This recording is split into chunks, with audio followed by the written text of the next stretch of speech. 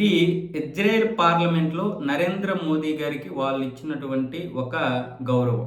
అది నరేంద్ర మోదీ గారి మేనియా చూపిస్తుంది. బహుశా ఇక్కడ చాలా మంది భరించలేకపోవచ్చు, దాన్ని జీర్ణించుకోలేకపోవచ్చు. ఇప్పటి వరకు ఏ ప్రధానికి లేనటువంటి గౌరవం. ఎందుకంటే ఇజ్రాయెల్ పార్లమెంట్లో మొట్టమొదటిసారిగా ప్రసంగించినటువంటి ప్రధాని నరేంద్ర మోదీ గారు. పైగా 2017 తర్వాత ఇప్పుడు ఆయన వెళ్ళారు అక్కడికి. దాదాపు 8-9 సంవత్సరాలు అవుతుంది. మొదటి నుంచి కూడా అంటే భారతదేశానికి ఇజ్రాయెల్కి మంచి సంబంధాలు ఉన్నాయి. నరేంద్ర మోదీకి బెంజమిన్ నెతన్యాహుకి కూడా మంచి సంబంధాలు ఉన్నాయి. నమస్తే షాలోమ్ అని అక్కడ పత్రికలు, ప్రధానమైనటువంటి పత్రిక కూడా పెద్ద హెడ్డింగ్ వేసింది.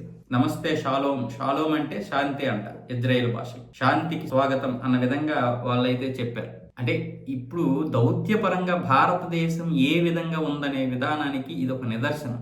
ఇలాంటి వాటిని కూడా బీజేపీ కావాలని అయితే చేయించుకోదు కదా. కాంగ్రెస్ వాళ్ళు మాట్లాడేటటువంటి మాటలు ఎలా ఉంటాయి అంటే దేశమే సిగ్గుపడే విధంగా ఉంటాయి.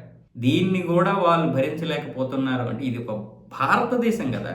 నరేంద్ర మోదీ గారికి అక్కడ గౌరవం దక్కిందంటే ఎవరికి దక్కినట్లు?